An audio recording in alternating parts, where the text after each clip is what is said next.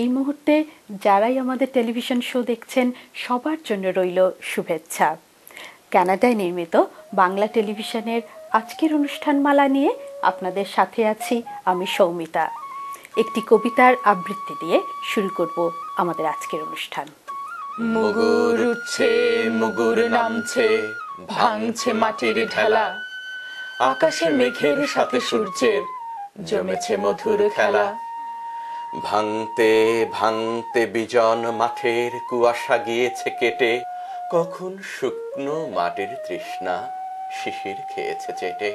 অতটা খেয়াল রাখেনি কৃষক, মগ্ন ছিল সে কাজে, হঠাৎ পুলক পবনে হৃদয় পুষ্পিত হলো লাজে। ফিরিয়া দেখিল বধূটি তাহার পেছনে আলের পরে, বসে আছে যেন ফুটে আছে ফুল গোপনে চুপটি করে। সামনে মাটির লাল শানকিটি জরির আঁচলে বাঁধা, আজও নিশ্চয় মরিচে রসুনে বেগুন হয়েছে রাধা। হাসিয়া কৃষক মরাল বাঁশের মুগুর ফেলিয়া দিয়া, কামুক আখির নিবিড় বাঁধনে বাঁধিল বধূর হিয়া। বরুণ গাছের তরুণ ছায়ায় দুজনে সারিল ভোজ, বধূর ভিতর কৃষক তখন পাইল মনের খোঁজ। মেঘ দিল ছায়া বন সঙ্গমে পুরিল বধূর আশা, মনে যাই থাক মুখে সে কহিল মর্গে বর্গাস আশা। শব্দটি তার বক্ষে বিঁধিল ঠিক বর্ষার মতো, এই জমিনটুকু আমার হইলে কার কি বা ক্ষতি হতো। কাতর কণ্ঠে বধূটি শুধালো, আইসা ফুলির বাপ, আমাগো একটু জমিন হবে না, জমিন চাওয়া কি পাপ। খোদার জমিন ধনির দখলে গিয়াছে আইনের জোরে, আমাগো জমিন হইব যেদিন আইনের চাকা ঘরে। অসহায় বধূ জানে না নিয়ম কানুন কাহারে বলে, স্বামীর কথায় আঁখি দুটি তার সূর্যের মতো জ্বলে। বলদ ঘুরায় গাড়ির চাক্কা, নারীর চাক্কা স্বামী, আইনের চাকা আমারে দেখাও, সে চাকা ঘোরাবো আমি। কৃষক তখন রুদ্র বধূর জরায় চরণ দুটি, পাত নয় যেন অন্ধের হাতে লঙর খানার রুটি। যতটা আঘাত সে মৃত্তিকা উর্বরা হয় খায়ে, ততটা আঘাত সইল না তার বধূর কোমল পায়ে। পাতুরি সরায়ে বধূটি কহিল করো কি সারো, মানসি দেখলে জমিন তো দেবি না, দুর্নাম দেবে আরো। পরম সোহাগে কৃষক তখন বধূর অথর চুমি, হাসিয়া কহিল ভূমিহীন কই আমার জমিন তুমি। আকাশে তখনও সূর্যের সাথে মেঘেরা করিছে খেলা, মুগুর উঠছে, মুগুর নামছে, ভাঙছে মাটির ঢেলা। মুগুর উঠছে, মুগুর নামছে, ভাঙছে মাটির ঠেলা। মুগুর উঠছে, মুগুর নামছে, ভাঙছে মাটির ঠেলা।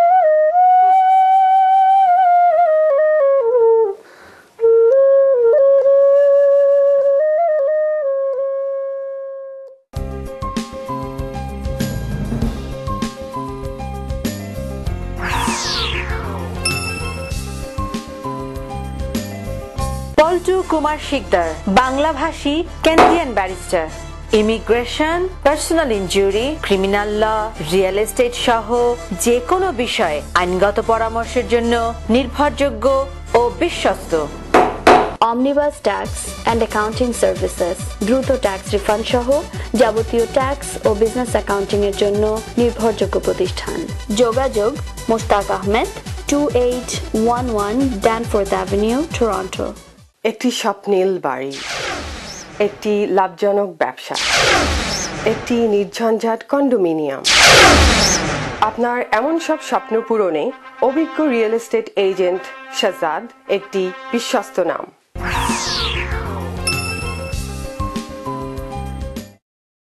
দর্শক, আজ আমাদের স্টুডিওতে উপস্থিত আছেন বিশিষ্ট সঙ্গীতজ্ঞ এবং কণ্ঠশিল্পী মমতাজ বেগম মমতা। মমতা বিশ্বভারতী বিশ্ববিদ্যালয় থেকে উচ্চাঙ্গ সঙ্গীতে পিএইচডি করেছেন। এখন কথা বলবো তার সাথে। মমতা, আমাদের স্টুডিওতে আপনাকে স্বাগত জানাই। আপনি কেমন আছেন? ধন্যবাদ আপনাকে। আমি ভালো আছি। কেমন লাগছে কানাডা? অনেক ভালো লাগছে, একটু ঠান্ডাটা বেশি। ঠান্ডাটা এখন খুব বেশি লাগছে। বাংলাদেশের নীলফামারী জেলার এক সম্ভ্রান্ত সাংস্কৃতিক পরিবারে মমতাজ বেগমের জন্ম ও বড় হয়ে ওঠা।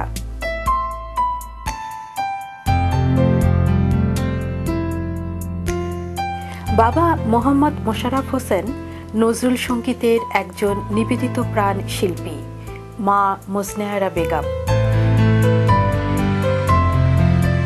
সঙ্গীত শিল্পী বাবা শিশু বয়সেই মমতার মধ্যে সঙ্গীত প্রতিভা দেখতে পান।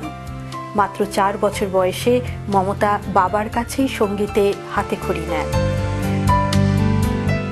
পরিবারের বাইরে তার প্রথম সঙ্গীত শিক্ষক মোহাম্মদ আনোয়ার হোসেন। একটানা 14 বছর মমতা তার কাছে গান শিখেছেন। বাবা মায়ের 3 সন্তানের মধ্যে মমতা দ্বিতীয়। নীলফামারী শহরেই মমতা স্কুল এবং কলেজ পর্যায়ের লেখাপড়া সম্পন্ন করেছেন।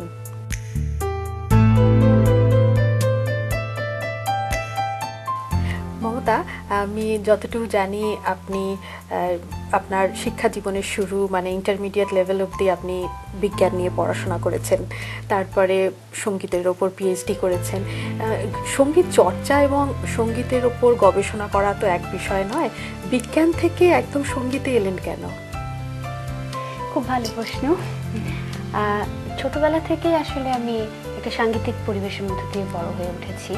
আমার লেখাপড়ার হাতে খড়ির আগেই আমার সঙ্গীতে হাতে খড়ি, তো সঙ্গীত আমার রক্তের মধ্যে মিশে গেছে। তো আমার বাবার অনুপ্রেরণায় ছোটবেলা থেকে আমার মধ্যে একটা বিষয় কাজ করতো, যদি আমি সঙ্গীতে কোনো রকমের উচ্চ শিক্ষা গ্রহণের সুযোগ পেতাম তাহলে আমি সঙ্গীতে উপরে পড়াশোনা করব। তো বিজ্ঞান নিয়ে হায়ার সেকেন্ডারি কমপ্লিট করার পরে আমার সেই সুযোগ এলো এবং আমি সঙ্গীতে পড়াশোনা করতে ভারত গমন করলাম। স্কুল কলেজে শিক্ষা গ্রহণের পাশাপাশি মমতাজ বেগম সঙ্গীতের শিক্ষা গ্রহণ ও চর্চা অব্যাহত রাখেন। বাংলাদেশ শিশু একাডেমি কর্তৃক আয়োজিত জাতীয় সঙ্গীত প্রতিযোগিতায় উচ্চাঙ্গ সঙ্গীতে মমতা 1988 সালে ব্রোঞ্জ ও 1989 সালে রৌপ্য পদক লাভ করেন। 1986 সালে বাংলাদেশ বেতার রংপুর কেন্দ্র আয়োজিত প্রতিযোগিতায় মমতা উচ্চাঙ্গ সঙ্গীতে রৌপ্য ও নজরুল গীতিতে স্বর্ণ পদক প্রাপ্ত হন। নীলফামারী সরকারি কলেজ থেকে উচ্চ মাধ্যমিক পর্যায়ের শিক্ষা শেষ করে মেধাবী মমতাজ বেগম ভারত সরকারের বৃত্তি নিয়ে সঙ্গীতে উচ্চতর শিক্ষা গ্রহণের জন্য ভারত গমন করেন এবং কলকাতার রবীন্দ্রভারতী বিশ্ববিদ্যালয়ের ভোকাল ক্লাসিক্যাল মিউজিকের উপর অধ্যয়ন করেন। এই বিশ্ববিদ্যালয় থেকে 1995 এবং 1997 সালে তিনি যথাক্রমে স্নাতক ও স্নাতকোত্তর ডিগ্রি অর্জন করেন।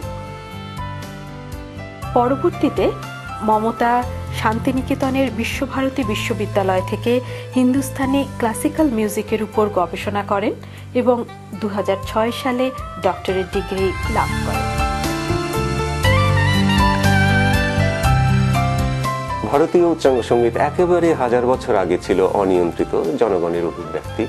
একসময় গুরুরা এসে এটাকে প্রথম যে কাঠামোটা দিলেন সেটাই হচ্ছে ধ্রুপদ, এবং তারপরে ধীরে ধীরে সেটা শাখায় শাখায় পল্লবিত হয়ে আমরা বিভিন্ন আঙ্গিক পাই ভারতীয় উচ্চাঙ্গ সঙ্গীতে, যেমন খেয়াল, ঠুংরি, টপ্পা, ধামার। কিন্তু ধ্রুপদ যেহেতু প্রথম কাঠামোটা দিয়েছে, কাজেই ধ্রুপদকে হতে হয়েছে ভাবগম্ভীর। ধ্রুপদ কখনো চঞ্চল হবে না। ধ্রুপদ গাওয়া হতো একটা আবেশের জন্য, আরাধনার জন্য।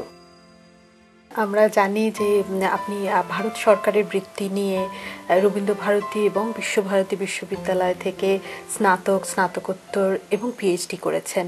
ভারত সরকারের এই বৃত্তি পেতে গেলে কি ধরনের শিক্ষাগত যোগ্যতার প্রয়োজন? বাংলাদেশ সরকারের সাংস্কৃতিক মন্ত্রণালয় প্রতি বছর আসলে একটা প্রতিযোগিতার আয়োজন করেন এবং সেই প্রতিযোগিতায় সঙ্গীতের বিভিন্ন বিষয়ে যারা প্রথম এবং দ্বিতীয় স্থান অধিকার করেন তাদেরকে এই বৃত্তি দেওয়া হয়, প্রদান করা হয়। আচ্ছা আচ্ছা। তো আমি উচ্চ মাধ্যমিক পরীক্ষার পরে স্নাতকোত্তর পর্যায়ে এই পরীক্ষায় অংশগ্রহণ করলাম এবং আমি সেখানে প্রথম হই। আচ্ছা, এবং আমি সঙ্গীত বিষয়ে পড়াশোনা করার জন্য ভারতে গমন করি। আচ্ছা, মানে প্রতিযোগিতার মধ্যে দিয়ে যারা প্রথম দ্বিতীয় স্থান অধিকার করেছেন তারাই মূলত এই বৃত্তিটা পেয়ে থাকেন, তাই না? বাংলাদেশ ও ভারতের প্রথিতযশা সঙ্গীতজ্ঞদের নিকট সঙ্গীতে তালিম নেবার সুযোগ হয়েছে মমতাজ বেগমের।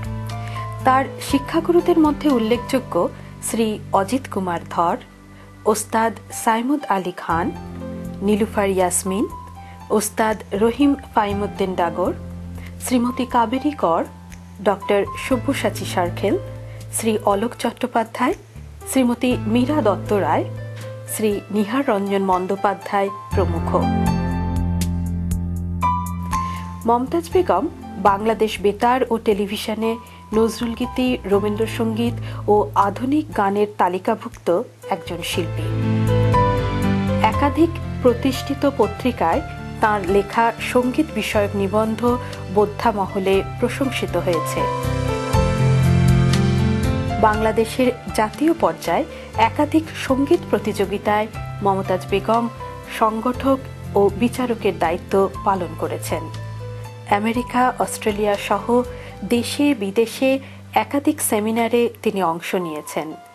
বাংলাদেশ নজরুল সঙ্গীত শিল্পী পরিষদের তিনি একজন সক্রিয় সদস্য। মমতা, বাংলা ভাষায় খেয়াল চর্চা এই বিষয়ে যদি আমাদের দর্শকদের কিছু বলেন। বাংলা ভাষায় খেয়াল চর্চা শুরু অনেক আগেই হয়ে এসছে।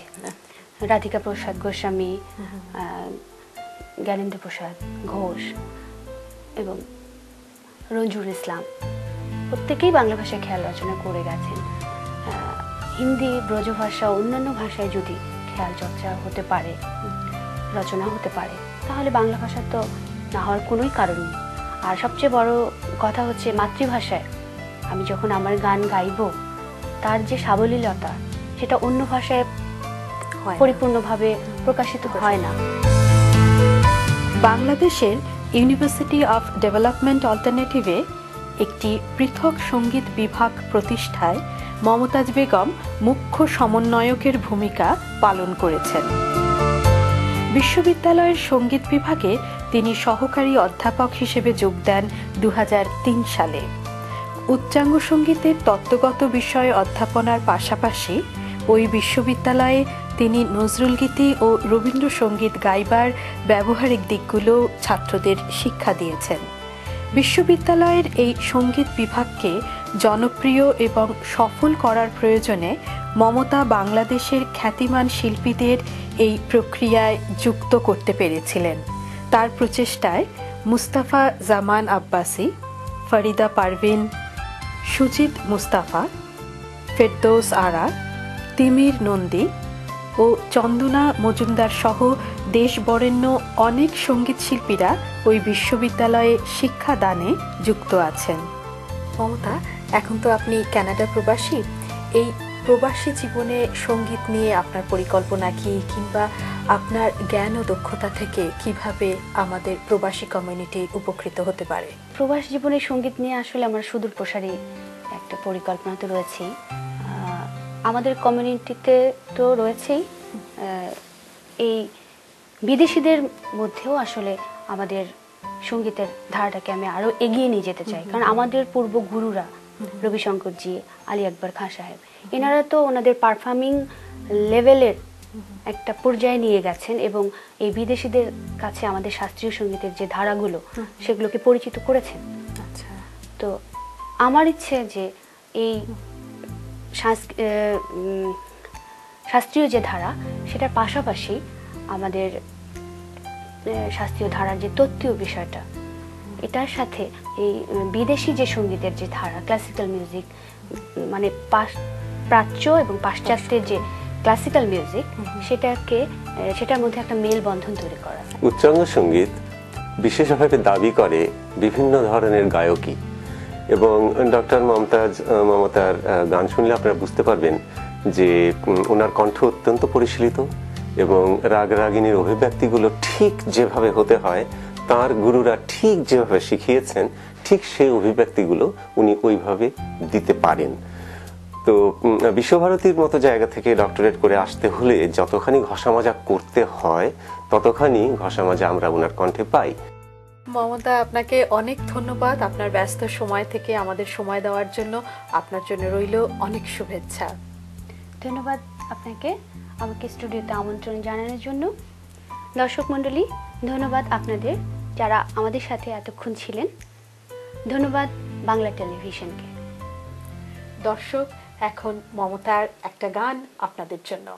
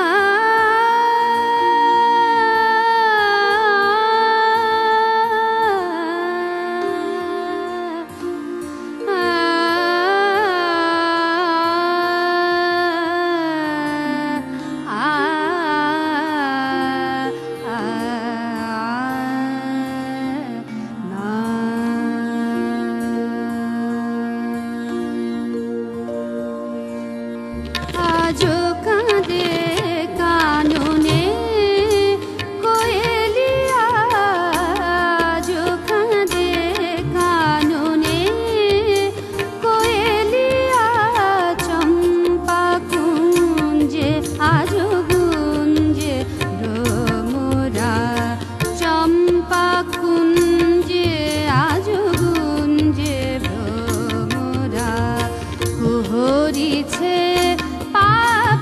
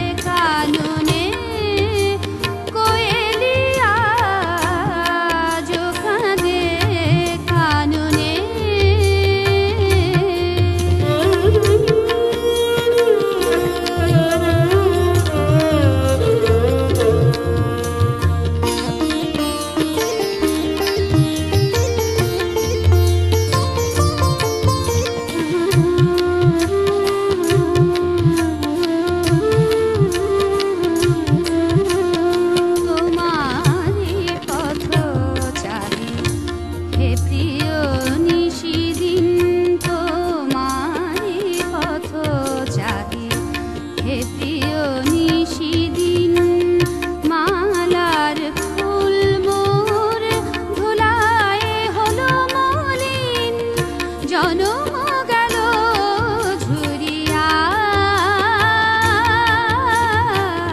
জনম গেল ঝুরিয়া, কোয়েলিয়া আজো কাঁদে কাননে, কোয়েলিয়া আজো কাঁদে কাননে, কোয়েলিয়া চম্পা কুঞ্জে আজো গুঞ্জে ভ্রমরা, চম্পা কুঞ্জে আজো গুঞ্জে ভ্রমরা, হরিছে পাপিয়া আজো কাঁদে কাননে, কোয়েলিয়া আজো কাঁদে কাননে, কোয়েলিয়া আজো কাঁদে কাননে, কাঁদে কাননে, কাঁদে কাননে।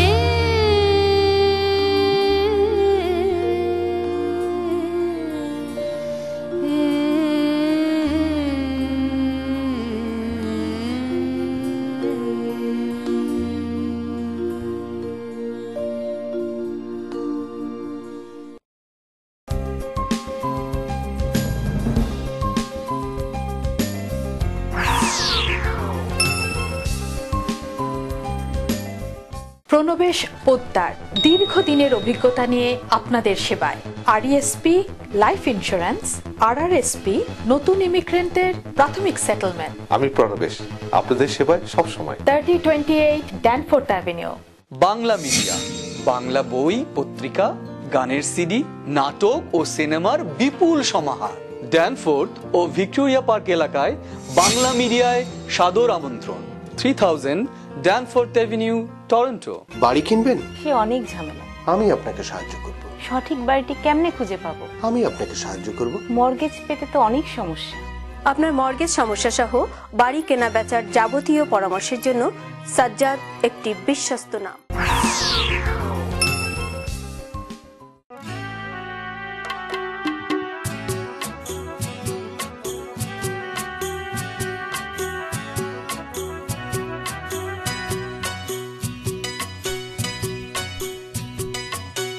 মহুয়ায় জমেছে আজ মুগো, ও মহুয়ায় জমেছে আজ মুগো, ও কোনে দেখা মেঘে যে ওই সোনা রং লেগেছে ওই পালকিতে চলেছে কার গো, মহুয়ায় জমেছে আজ মুগো, ও মহুয়ায় জমেছে মুগো।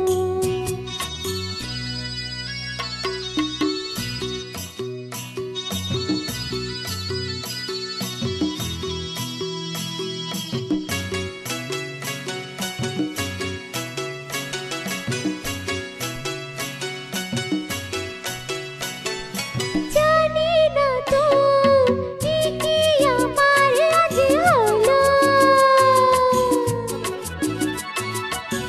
দিনের আগুনে পলাশের আগুনে লাগে রং ফাগুনে, ও জানি না তো এ কি আমার আজ হলো,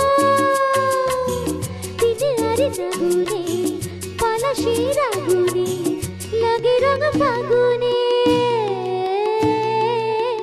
তোমাকে দেখে যে আজ চোখে চোখ রেখে যে আজ মনে হলো ময়ূর পক্ষীর গো, মহুয়ায় জমেছে আজ মুগো, ও মহুয়ায় জমেছে মুগো।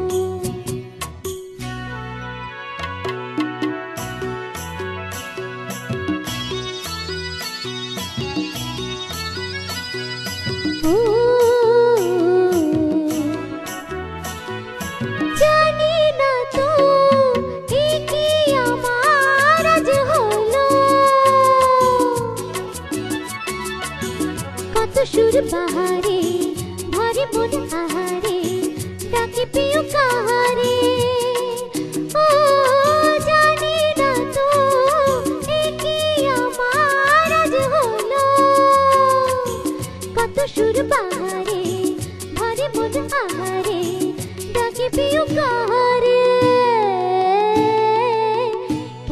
খুশি জানে না কেউ, রাতে আজ লাগে যে ঢেউ, মনে হলো ময়ূর পক্ষীর গো। মহুয়ায় জমেছে আজ মোহ গো, ও মহুয়ায় জমেছে আজ মোহ গো। ও কোনে দেখা মেঘেছে ওই, সোনা রং লেগেছে ওই, পালকিতে চলেছে কার বউ গো। মহুয়ায় জমেছে আজ মোহ গো, ও মহুয়ায় জমেছে আজ মোহ গো।